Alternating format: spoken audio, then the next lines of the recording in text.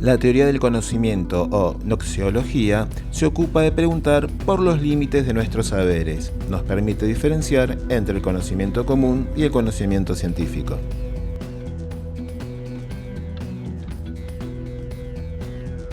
La concepción clásica de la ciencia define un tipo de saber enmarcado en una concepción general de la época. El pensamiento de la Edad Media nos indica la transición entre una civilización que se disuelve y otra que se prepara.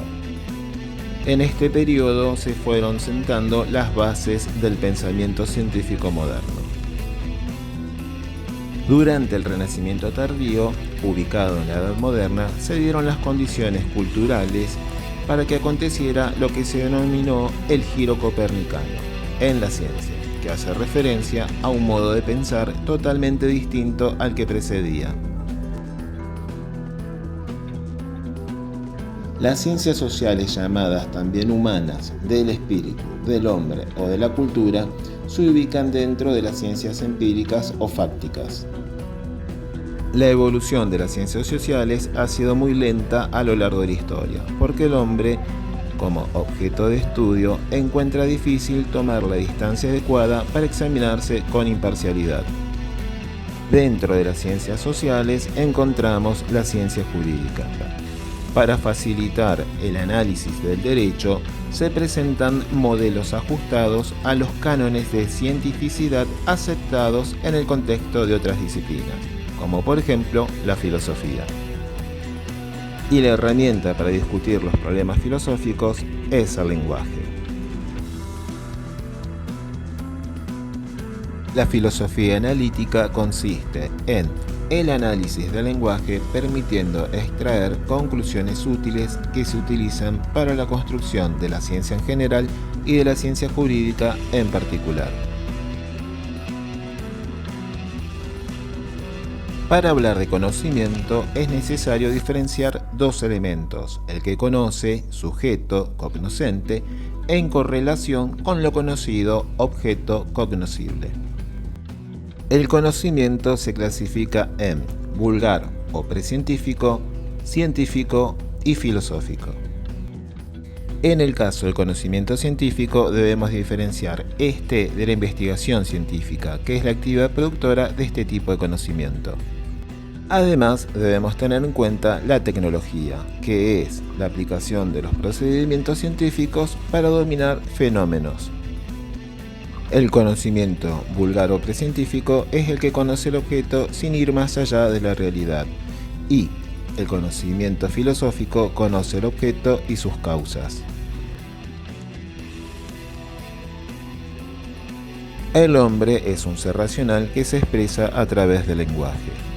Dentro del estudio del lenguaje encontramos la semiótica, que estudia los signos, la lingüística, que estudia el lenguaje, y la pragmática, que estudia los usos y funciones. Tengamos en cuenta que las palabras son símbolos y el mensaje se utiliza para lograr el entendimiento. La ciencia es un conjunto de enunciados y por lo tanto se expresa a través del lenguaje.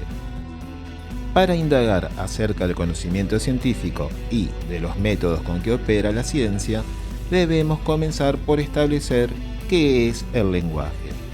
El lenguaje es un sistema de signos o símbolos. Entonces, podemos decir que el lenguaje es el instrumento para la comunicación de ideas, de estados emotivos y de reglas que organizan esos signos. Entonces, ahora podemos decir que la lingüística es el estudio científico del lenguaje y la semiología o semiótica es el estudio general de los signos en el seno de la vida social, es decir, que nos enseña en qué consisten los signos y cuáles son las leyes que lo gobiernan. El signo es la noción básica de toda ciencia del lenguaje, y como toda expresión gráfica, hablada o física, tiene una relación natural o causal con el objeto que representa. Por ejemplo, el humo es el signo del fuego y las huellas nos indican el paso de un animal o de un ser humano.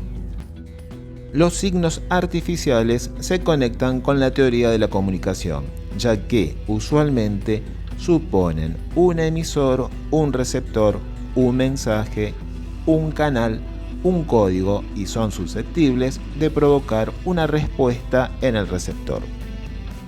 El emisor es quien emite un mensaje dirigido a un determinado receptor, que es quien recibe dicho mensaje. El mensaje es la información que queremos transmitir por un medio determinado. Cada vez que nos comunicamos con alguien, combinamos palabras, signos, miradas, movimientos, posiciones, es decir, nos valemos de un código, que es el idioma.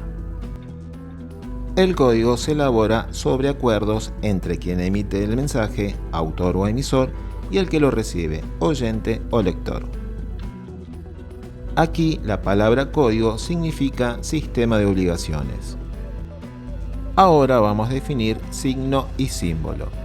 El signo, como decíamos, es toda expresión gráfica, hablada o física y tiene una relación natural o causal con el objeto que representa.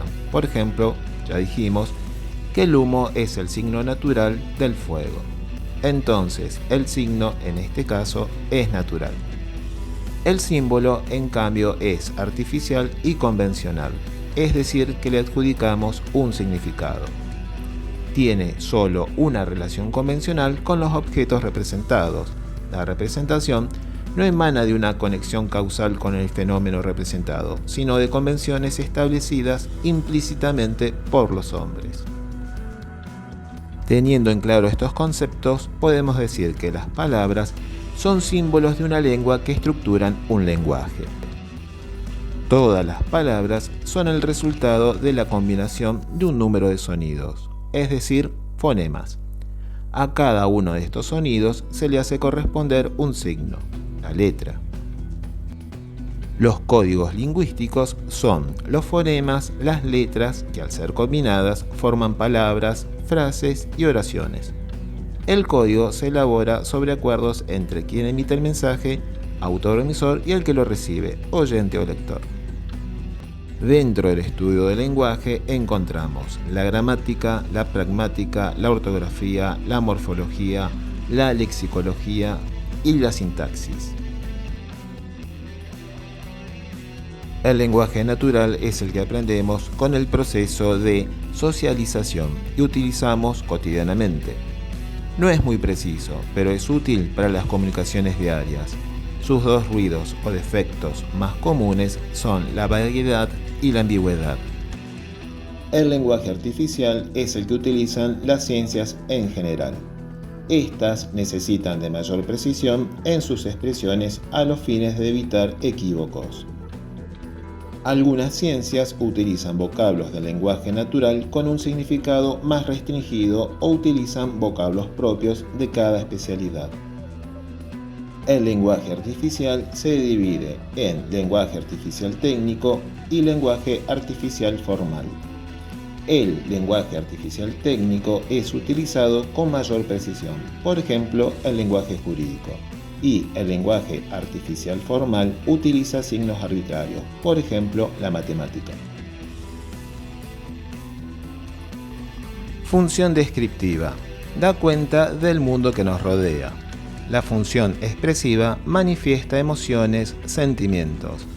La función directiva se emplea para provocar en otros ciertos comportamientos, es decir, son las órdenes. La función operativa realiza u opera un cambio en la realidad. También existen las funciones mixtas. En una función mixta se entremezclan varias funciones.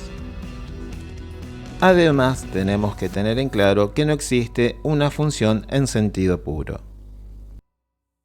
El lenguaje cumple con un propósito que es la comunicación clara y precisa en los lugares y momentos apropiados, de manera de no inducir a confusiones.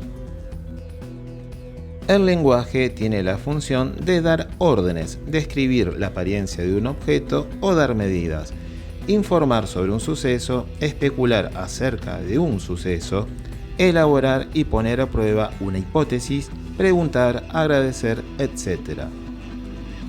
Para Irving Copy, existen tres categorías para el uso del lenguaje, que es el informativo, el expresivo y el directivo. El uso informativo tiene por objetivo comunicar información, describe el mundo y razona objetivamente acerca de lo que informa, sin emitir opiniones sobre sus características. La información puede ser verdadera o falsa. Por ejemplo, el derecho como conjunto de normas rige la convivencia de los hombres en la sociedad. Según sea la problemática jurídica que se plantea, será la rama del derecho a aplicar. Por ejemplo, si lo que se plantea es una cuestión familiar, divorcio, se regirá por el derecho civil. Si lo que se plantea es una cuestión relacionada con un robo o un homicidio, se resolverá por el derecho penal. El uso expresivo se utiliza para comunicar emociones y sentimientos. No es verdadero ni falso. Este lenguaje cumple con dos funciones. Se usa para manifestar los sentimientos del que habla o para despertar ciertos sentimientos en el auditorio. También se puede usar para ambos fines a la vez. Por ejemplo, el lenguaje poético. El uso directivo pretende originar una acción o conducta, acción o respuesta. Este tipo de lenguaje no es ni verdadero ni falso, simplemente son directivas. Sin embargo, sí se puede cuestionar, en su caso, la lógica o falta lógica de una orden. Por ejemplo, no tome alcohol si va a conducir un vehículo. En el uso operativo se utilizan determinadas expresiones o palabras en ciertas situaciones que producen u operan un cambio en la realidad. Por ejemplo, cuando los novios están ante el oficial público y al preguntárseles si aceptan ser marido o mujer, al decir sí, acepto, al terminar de pronunciar esta expresión, la señorita se convierte automáticamente en señora. Se produce u opera un cambio en la realidad. Como decíamos anteriormente, estos usos generalmente no se presentan solos, sino que combinados. Esta combinación de usos permiten una comunicación más efectiva. Se dice que una comunicación es eficaz cuando se obtiene una respuesta o reacción o emoción de la otra parte. También depende del contexto en el que se plantee. Se puede decir que no es lo mismo un discurso en un ámbito familiar que en uno empresarial. La forma mixta más común consiste en utilizar la función descriptiva con la emotiva o expresiva, a fines de persuadir al receptor. Es la función utilizada por el cura en el sermón o por los políticos en sus campañas. El lenguaje directivo o prescriptivo es propio de la norma jurídica. Por ejemplo, en el Código Penal, en su artículo 84, se dice que será reprimido con prisión de 6 meses a 5 años e inhabilitación especial, en su caso, por 5 a 10 años, el que con imprudencia, negligencia, impericia en su arte o profesión o inobservancia de los reglamentos de los deberes a su cargo, causare a otro la muerte. Se busca, a través de una amenaza de sanción por cierta conducta, que las personas se abstengan de realizarla. Debemos utilizar el lenguaje técnico o puntual para no caer en una expresión confusa o falaz. Como ya dijimos, el lenguaje jurídico es un lenguaje técnico. Debe ser preciso y delimitado para ser claro con los objetivos que persigue.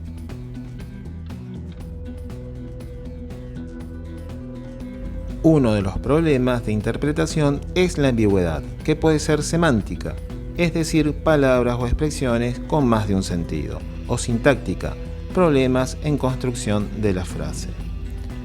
Otro problema es la vaguedad, es decir, la imprecisión en el campo de aplicación de las palabras o expresiones. Por ejemplo, alto, inteligente, rico, suficiente, etc. También existen expresiones o palabras con carga emotiva. Favorable, podríamos decir, democracia, y desfavorable, examen. Las limitaciones o defectos del lenguaje natural, la ambigüedad y la vaguedad tienen distintos significados y se solucionan por medio del contexto fáctico y lingüístico en que se use el término. En el caso de la vaguedad, nunca se soluciona del todo. Para reducirla, necesitamos, de manera convencional o estipulativa, definir tal palabra. En resumen, para reducir la vaguedad debemos definir la palabra.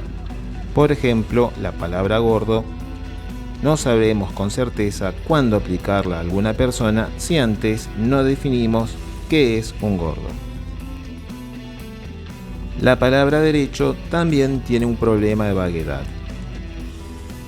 A través del tiempo, diferentes corrientes filosóficas y de pensamiento han intentado definir a la palabra según las características elegidas estipulativamente.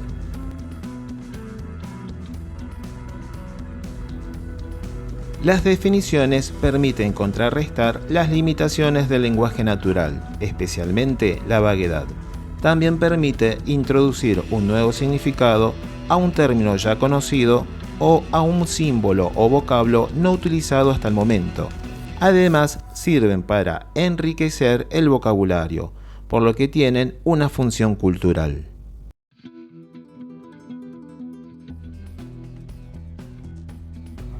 Definir es enunciar el significado de la palabra. Hay distintas maneras de lograr esto y por ello hay muchas clases de definiciones. Las definiciones son la solución para los límites del lenguaje y su precisión.